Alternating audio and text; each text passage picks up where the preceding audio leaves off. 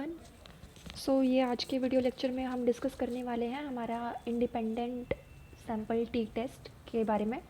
Start करते हैं। ये SPSS पे मैंने एक फ़ाइल लोड की है। फ़ाइल में आप देखेंगे कि हमारे पास ID नंबर्स हैं, यानी कि नंबर ऑफ़ सैम्पल्स, कितने लोगों से मैंने रिस्पॉन्सेज कलेक्ट किए हैं। देन जेंडर है। जेंडर में मैंने 1 2 जो है हमारे वेरिएबल को कोडिंग किया हुआ है, जिसमें 1 रिप्रेजेंट करता है मेल्स को एंड 2 रिप्रेजेंट करता है फीमेल रिस्पोंडेंट्स को। ये हमारे पास 5 स्टेटमेंट्स हैं सेल्फ कॉन्फिडेंस से रिलेटेड। सेल्फ कॉन्फिडेंस की statement 1, statement 2, statement 3, statement 4 and statement 5। तो यहाँ पे आज हम सीखेंगे कि किस तरह से हम इंडिपेंडेंट सैम्पल टी टेस्ट को अप्लाई करते हैं। ठीक है, ये फ़ाइल मैंने एक्सपोर्ट की है, इंपोर्ट की है SPSS में, इस SPSS एक्सेल शीट के थ्रू। ये हमारी शीट है, एक्सेल शीट। इसी पूरी शीट को मैंने यहाँ पे हमारे SPSS फाइल में इंपोर्ट किया था। और आप देखेंगे सबसे पहले टेस्ट लगाने से पहले हमने यहाँ पे हमारी हाइपोथेसिस सेटअप की है, जहाँ पे H0 रिप्रेजेंट करता है हमारी नल हाइपोथेसिस को एंड H1 रिप्रेजेंट करता है हमारी ऑल्टरनेटिव हाइपोथेसिस को। नल हाइपोथेसिस मैंने क्या लिया, that there is no significant difference between the confidence score of male and female, के जो मेल्स रिस्पोंडेंट्स हैं एंड जो फीमेल रिस्पोंडेंट्स हैं, इन दोनों के कॉन्फिडेंस स्कोर के मीन में कोई डिफरेंस, सिग्निफिकेंट डिफरेंस नहीं है। ऑल्टरनेटिव हाइपोथेसिस हमारी इससे अपोजिट होती है, जो कि है हमारी यहाँ पे there is a significance difference between the confidence score of male and female. यहाँ आप देखेंगे मेल को रिप्रेजेंट किया गया है 1 से एंड फीमेल को रिप्रेजेंट किया गया है 2 से। ठीक है, जेंडर में मैंने कोडिंग कर दिया है। ये कोडिंग आप कर सकते हैं कंट्रोल F की प्रेस करके। आप जैसे ही कंट्रोल F प्रेस करेंगे, यहाँ पे आ जाएगा रिप्लेस। तो आप फाइंड वर्ड में लिखेंगे मेल, मेल लिखकर आप उसको रिप्लेस कर सकते हैं 1 से। देन रिप्लेस ऑल करेंगे, यहाँ पे जितने भी मेल लिखे होंगे वो 1 से रिप्लेस हो जाएंगे। एंड सेम आप फीमेल्स के लिए भी कर सकते हैं। फीमेल को हम रिप्लेस कर सकते हैं यहाँ पे 2 से। आप रिप्लेस ऑल करेंगे तो जहाँ पे फीमेल लिखा है वहाँ पर 2 आ जाएगा। ठीक है, ये हमने क्वेश्चनर से हमारे डेटा को फिल कराया था, उसी की ये एक्सेल शीट है। आते हैं हम दोबारा से वापस हमारी SPSS फाइल पर। हमने नल हाइपोथेसिस सेटअप कर ली है, that there is no significant difference between the mean confidence score of males and females. और ऑल्टरनेटिव हाइपोथेसिस है हमारी there is a significant difference, right. तो हम सबसे पहले हमारा फर्स्ट काम होगा हमारे कंप्यूट वेरिएबल पे जाना और वेरिएबल को कंप्यूट करना, यानी कि जितने भी 5 स्टेटमेंट्स हैं, इन 5 स्टेटमेंट्स को यूज़ करके हमने एक नया वेरिएबल फाइंड करना है। इसके लिए ट्रांसफॉर्म पे जाएंगे, क्लिक करेंगे कंप्यूट वेरिएबल पे। देन यहाँ पर आपके जो ये 5 स्टेटमेंट्स हैं, इनको आप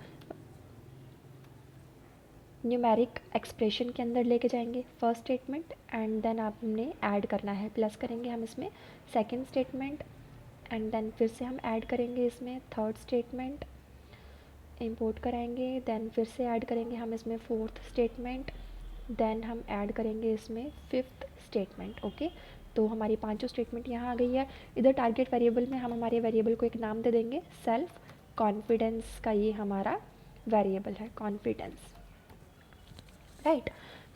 अब हमने और कुछ नहीं करना है, सिर्फ ओके करेंगे एंड हमारा एक नया वेरिएबल कंप्यूट हो जाएगा। आप दोबारा से SPSS की शीट पर जाएंगे और यहाँ देखेंगे सेल्फ कॉन्फिडेंस के हमारे पास वैल्यूज़ आ गई हैं, न्यू वैल्यूज़ हमारी, राइट। आप देखो कि यहाँ पे 23, 20, 26 ये इन सभी वैल्यूज़ का टोटल है। ठीक है, और ये जो हमारे रिस्पॉन्सेज आए थे ये 7 पॉइंट लिकर्ट स्केल बेसिस पर आए थे। आप देखो कि यहाँ पे 7 मैक्सिमम वैल्यू है and 1 is the minimum value. तो यहाँ पे मैंने 7 पॉइंट लिकर्ट स्केल यूज़ किया था रिस्पॉन्सेज के लिए। ठीक है, अब हम आगे चलते हैं। हमारा नेक्स्ट काम है एनालिसिस में जाना and then compare means and then independent sample T test, ये अप्लाई करेंगे हम इधर। और इसके लिए सबसे पहले हमने हमारे ग्रुपिंग वेरिएबल में हमारा डालना है इंडिपेंडेंट वेरिएबल, और इंडिपेंडेंट वेरिएबल है हमारा जेंडर। जेंडर को हम यहाँ लेके आए, राइट। और यहाँ आप देखोगे जैसे ही मैंने ग्रुपिंग वेरिएबल में जेंडर डाला, डिफाइंड ग्रुप्स हाईलाइट हो गया। अब अगर मैं जेंडर वापस हटा देती हूँ तो देखो डिफाइंड ग्रुप हाईलाइट नहीं होगा, but independent sample means gender को यहाँ पे इंपोर्ट कराते ही ये हाईलाइट हो गया। तो इस पर हमने क्लिक करना है और ग्रुप वन में हम वैल्यूज़ देंगे। वैल्यू वन थी हमारी मेल की, और सेकंड ग्रुप हमारा किसका है, फीमेल्स का। हम ग्रुप 1 एंड ग्रुप 2 है कि हम किस किस के मीन को कंपेयर कर रहे हैं। जो हमने हाइपोथेसिस सेटअप की थी ना, that there is no significant difference between the mean confidence score of males and females. तो मेरा ग्रुप 1 कौन बना रहा है, मेल्स की कैटेगरी, ग्रुप 2 कौन बना रहा है, फीमेल्स की कैटेगरी। इन दोनों को जो जो वैल्यूज़ हमने असाइन की थी वो मैंने यहाँ पे टाइप कर दी हैं एंड देन कंटिन्यू पर क्लिक करेंगे। अब टेस्ट वेरिएबल में मैं हमारी जो ये कंप्यूट वेरिएबल नया वेरिएबल मैंने निकाला था इसको इधर इंपोर्ट करा दूँगी, ठीक है। ऑप्शंस पे हमने इधर कोई काम नहीं करना है, इसको हम वापस क्लोज कर देते हैं, देन क्लिक ओके। सो ये हमारे पास आप देखोगे रिजल्ट्स आ गए हैं हमारी आउटपुट शीट में। और यहाँ पे ग्रुप स्टैटिस्टिक्स में आप देखोगे मेल्स के टोटल नंबर हैं 43 एंड फीमेल रिस्पॉन्सेज टोटल हमारे पास 57 आए हैं। ये इन दोनों के मेन रिस्पॉन्सेज हैं, मेन वैल्यूज़ हैं and then standard deviation values हैं। और नेक्स्ट हमारे पास टेबल है हमारी इंडिपेंडेंट सैम्पल टेस्ट की। सबसे पहले हमने देखनी है कि 11th टेस्ट की जो कंडीशन है फॉर इक्वालिटी ऑफ वेरिएंस वो फुलफ़िल होती है कि नहीं। सो 11th टेस्ट की कंडीशन क्या है कि जो ये आपका सिग्निफिकेंस की वैल्यू आती है, दिस वैल्यू राइट, तो ये है 0.332, ये वैल्यू आपकी 0.05 से ग्रेटर होनी चाहिए। अगर आपकी ये सिग्निफिकेंस वैल्यू 0.05 से ग्रेटर आती है, इसका मतलब हमारा जो टेस्ट है, हमारा जो डेटा है वो 11th टेस्ट की कंडीशन फुलफ़िल करता है। और हम जो फर्स्ट वाली लाइन है इक्वल वेरिएंस अज्यूम्ड, इसकी सारी वैल्यूज़ के बेसिस पर हमारी इंटरप्रिटेशन की जाएंगी। बट अगर हमारी 11th कंडीशन फुलफ़िल नहीं होती, मान के चलिए कि ये सिग्निफिकेंस की वैल्यू हमारी 0.05 से लेस आती है, जैसे 0.01 या 0.02 कुछ भी लेस आती है, तो हम फर्स्ट लाइन की वैल्यूज़ को कंसीडर ना करके नीचे सेकंड लाइन की वैल्यूज़ को कंसीडर करेंगे, इक्वल वेरिएंस नॉट अज्यूम्ड, फिर हम इसके बेसिस पे इंटरप्रिटेशन करेंगे। बट अभी तो हमारी 11th कंडीशन फुलफ़िल हो रही है क्योंकि सिग्निफिकेंस की जो वैल्यू है वो 0.05 से ग्रेटर है, तो हम फर्स्ट में से ही इंटरप्रिटेशन करेंगे। सो यहाँ पे हम आगे देखते हैं कि जो हमारा सिग्निफिकेंस टू टेल्ड है ये आ रहा है 0.938, ठीक है। अब हमारे पास इंटरप्रिटेशन के लिए क्या रूल होता है, if P low then null गो, यानी कि अगर ये वैल्यू हमारे पास 0.05 से लेस आती है तो हम नल हाइपोथेसिस को रिजेक्ट कर देते हैं, और अगर ग्रेटर आती है तो हम नल हाइपोथेसिस को एक्सेप्ट कर लेते हैं, ठीक है। देखो for not significant result, not significant result किसकी हाइपोथेसिस थी, हमारी नल हाइपोथेसिस थी, नो सिग्निफिकेंस डिफरेंस, राइट। यानी कि अगर आपके पास रिजल्ट्स जो है वो नॉट सिग्निफिकेंट आ रहे हैं तो उसका इंटरप्रिटेशन क्या बनेगा, An independent sample t-test was conducted to compare the self-confidence score of males and females. इसके सेल्फ कॉन्फिडेंस स्कोर को कंपेयर करने के लिए हमने क्या लगाया था, इंडिपेंडेंट सैम्पल टी टेस्ट। तो first assumption of normality check करना है एंड देन 11 टेस्ट चेक करना है। मैंने अभी आपको 11 टेस्ट की कंडीशन चेक करना बताया, नॉर्मेलिटी अभी हमने चेक नहीं किया है, वो भी हम चेक कर लेंगे। Both the assumptions are met, इस सैम्पल में हमारी दोनों ही कंडीशंस फुलफिल हो गई हैं। सो हम कहेंगे कि there was significant difference in score for male. अब ये हमने किस हाइपोथेसिस को एक्सेप्ट किया, यहाँ पर हमने ऑल्टरनेटिव हाइपोथेसिस को एक्सेप्ट किया। ऑल्टरनेटिव हाइपोथेसिस क्या बोल रहा था, that there is significant difference between confidence score of male and female, और हमने इंटरप्रिटेशन में क्या किया है कि there was significant difference in score for males and females. Sorry यहाँ पे आएगा फॉर सिग्निफिकेंट रिजल्ट, क्योंकि हमारे जो रिजल्ट्स हैं वो सिग्निफिकेंट आए हैं, राइट। तो फॉर सिग्निफिकेंट रिजल्ट्स, ठीक है। तो हमने इंटरप्रिटेशन कैसे किया, मेल्स का मीन वैल्यू आया था 22.61। देखो दोबारा देखते हैं, मेल्स का हमारे पास आउटपुट शीट में मीन था 22.6 और फीमेल्स का 22.49, स्टैंडर्ड डेविएशन 6.9, स्टैंडर्ड डेविएशन 7.3। यही वैल्यूज़ हमने यहाँ पे लिखी हैं, मीन की and standard deviation for mails, और यहाँ पे मीन एंड स्टैंडर्ड डेविएशन हमने लिखा है फीमेल्स का। अब टी की वैल्यू डिग्री ऑफ फ्रीडम है 98, डिग्री ऑफ फ्रीडम हम चेक करते हैं, हमारी डिग्री ऑफ फ्रीडम ये रहा D F, degree of freedom कितना बना 98। देखो टोटल हमारे पास सैम्पल साइज़ कितना था, 43 + 57, टोटल सैम्पल साइज़ था हमारे पास 100 का। ग्रुप कितने हैं, दो ग्रुप्स हैं, ग्रुप 1 एंड ग्रुप 2, तो 100 - 2 करेंगे, कितना आया 98। इस तरीके से डिग्री ऑफ फ्रीडम हमारा यहाँ पे निकाला गया है, ठीक है। तो जब डिग्री ऑफ फ्रीडम हमारा 98 था, इन दैट केस हमारे पास वैल्यू टी टेस्ट की वैल्यू कितनी बनी है, टी टेस्ट की वैल्यू बनी है 0.078। देखते हैं टी टेस्ट की हमारी वैल्यू क्या है, ये रही 0.78 पॉइंट, ठीक है, 0.078 ये हमारी टी टेस्ट की वैल्यू आई है। और हमारे पास सिग्निफिकेंस कितना आया है, 0.938 सिग्निफिकेंस हमारे पास आया है, पी वैल्यू 0.938। अब जो ये वैल्यू है, जो पी वैल्यू है वो 0.5 से ग्रेटर है। वो क्या है, 0.5 से greater, p is greater than 0.5, so the null hypothesis is accepted. इसलिए हम नल हाइपोथेसिस को एक्सेप्ट कर लेंगे, ठीक है। और ये यस, क्योंकि नल हाइपोथेसिस हम एक्सेप्ट कर रहे हैं और नल हाइपोथेसिस हमारा क्या था, there is no significant difference, तो ये इंटरप्रिटेशन हमारी नॉट सिग्निफिकेंट की ही थी, फॉर नॉट सिग्निफिकेंट रिजल्ट्स, ठीक है। सो हम यहाँ पे भी यही लिखेंगे, there was no significant difference in confidence score in confidence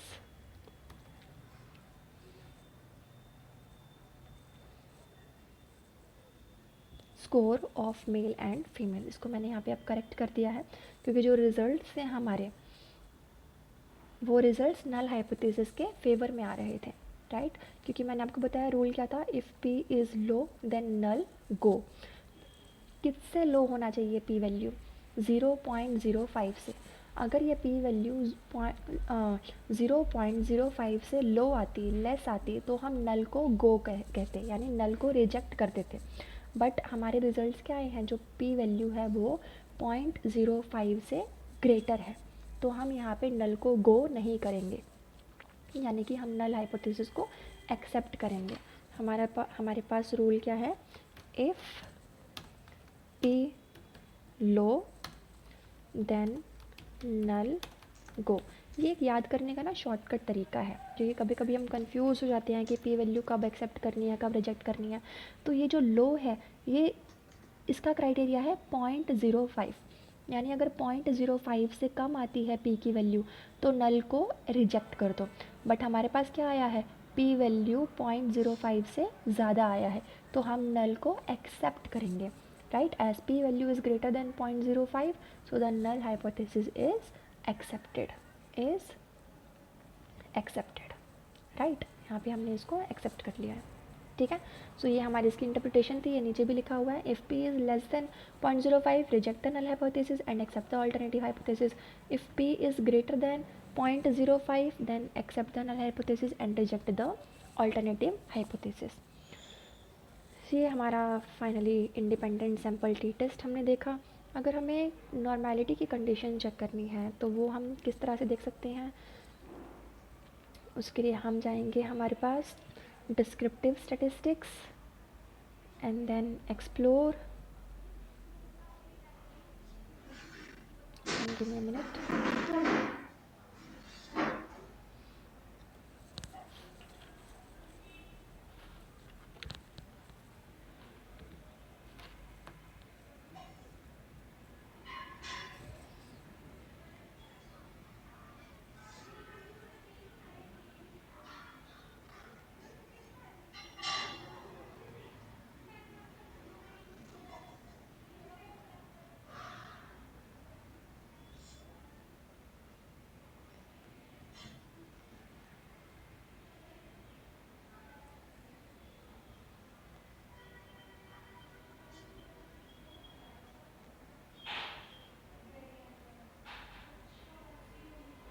dependent list,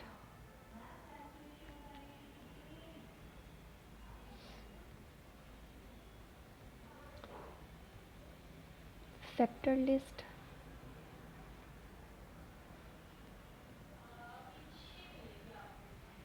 plots,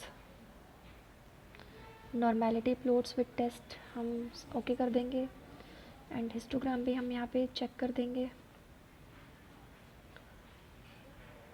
continue, options में हमने इधर कुछ नहीं करना है, एंड देन बस हो गया है, क्लिक ओके। सो यहाँ पे डिस्क्रिप्टिव्स हमारे पास आ गए हैं। हिस्टोग्राम से हम नॉर्मेलिटी को ईजिली चेक कर सकते हैं। आप देखोगे यहाँ पे आया हिस्टोग्राम, ये हमारा बन गया, इस पर किया मैंने double click, and then show distribution curve, normal curve,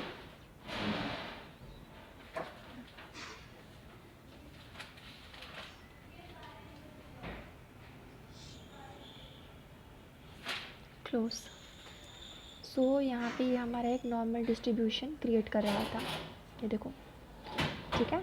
so this means हमारा जो सैम्पल साइज़, जो हमारा सैम्पल है, जो डेटा है, that is normally distributed.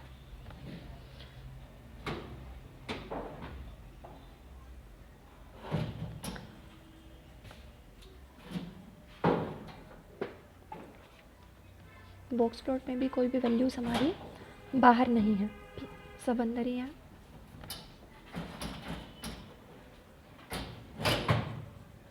Means conditions of normality is also fulfilled.